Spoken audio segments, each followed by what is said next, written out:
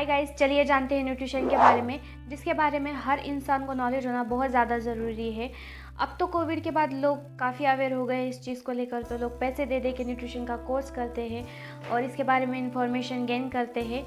But मैं जो है आपको न्यूट्रिशन के बारे में सब कुछ बताने वाली हूँ अपने वीडियोज़ के ज़रिए से। हमारे डे टू डे लाइफ में न्यूट्रिएंट्स का बहुत बड़ा पार्ट होता है।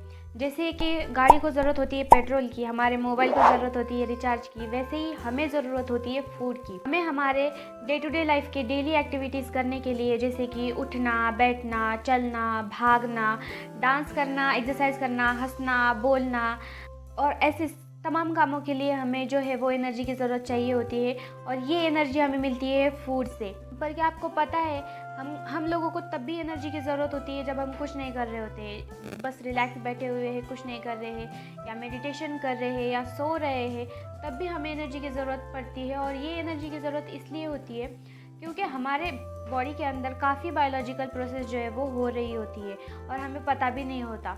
जैसे कि बीटिंग ऑफ हार्ट, पलके झपकना, सांस लेना, ये तो प्रोसेस सबको पता होती है। बट हमारे बॉडी के अंदर ऐसी भी कई सारी प्रोसेस है जो हो रही होती है और हमें उसके बारे में जो है वो पता नहीं होता। तो उन चीज़ों के लिए भी हमारे बॉडी को एनर्जी की ज़रूरत होती है। तो सिंपलेस्ट फॉर्म ऑफ फूड है ग्लूकोज, क्योंकि हमारी बॉडी जो होती है वो ग्लूकोज को क्विकली एब्सॉर्ब करती है।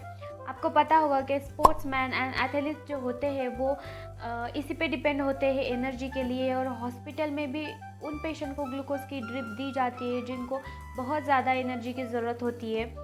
और हमें भी जब गर्मी में थकान और कमज़ोरी महसूस होती है तो हम भी पानी में वो ग्लूकोज का पाउडर मिलाकर पी जाते हैं, तो हमें इंस्टेंट एनर्जी फील होती है। पर हमें ये भी पता है कि ग्लूकोज जो है वो कंप्लीट फॉर्म ऑफ फूड नहीं है, बहुत सारी चीज़ों को मिलाकर जो है वो फूड बनता है। तो एज ए इंडियंस हमारे पास तो काफ़ी सारे वैराइटीज़ अवेलेबल है खाने की। लेट्स सी नॉर्मली समझने की कोशिश करते हैं। हम जो डेली खाते हैं सब्जी, रोटी, चावल, ब्रेड, इन सभी में जो है वो कार्बोहाइड्रेट पाया जाता है और इन्हीं को कार्बोहाइड्रेट कहा जाता है। इसके अलावा दाल, दूध, पनीर, मीट जैसी चीज़ों से हमें प्रोटीन मिलता है और घी, बटर, तेल, इन जैसी चीज़ों से हमें फैट मिलता है। और उसी तरह विटामिन्स एंड मिनरल्स हमें मिलते हैं फ्रूट से। तो इन सभी चीज़ों को ही न्यूट्रिएंट्स कहा जाता है।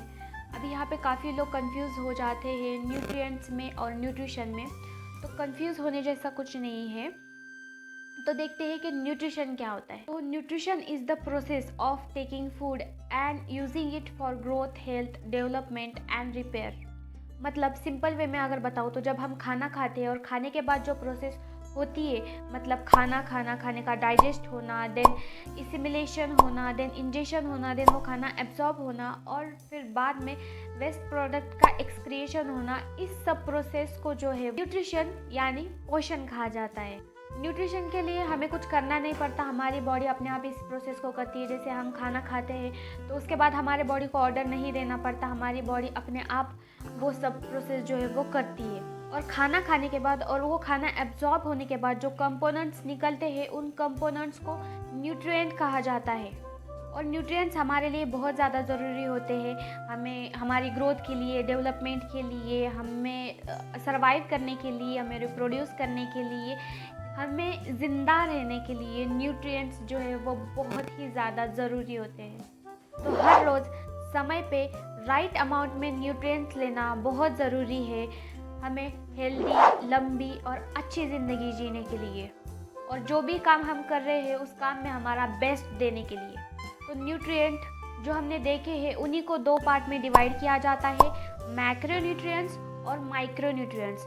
मैक्रोन्यूट्रिएंट्स जो होते हैं यानी कार्बोहाइड्रेट, प्रोटीन, फैट और वाटर, और माइक्रोन्यूट्रिएंट्स जो होते हैं वो विटामिन एंड मिनरल्स होते हैं। मैक्रोन्यूट्रिएंट्स जो होते हैं वो हमें लार्ज क्वांटिटी में चाहिए होते हैं और माइक्रोन्यूट्रिएंट्स जो है वो हमें स्मॉल क्वांटिटी में डेली बेसिस पे चाहिए होते हैं। हम जो भी खाना खाते हैं जैसे pizza, burger, ice cream, chips, sweets, नमकीन, केक या वेजीज या फ्रूट्स, कुछ भी खाते तो इन सभी में यही न्यूट्रिएंट्स पाए जाते हैं। इनके अलावा कोई भी फूड में कोई और न्यूट्रिएंट्स नहीं पाया जाता और यही सब हमें एनर्जी प्रोवाइड करते हैं। तो बात करते हैं न्यूट्रिएंट कार्बोहाइड्रेट के बारे में। ये हमारे लिए बहुत ज़्यादा ज़रूरी होता है, क्योंकि हमें डेली काम करने के लिए ये जो है वो हमें एनर्जी प्रोवाइड करता है। वहीं पे अगर बात करें प्रोटीन की, तो प्रोटीन हमारे ग्रोथ एंड डेवलपमेंट के लिए बहुत मेजर रोल प्ले करता है।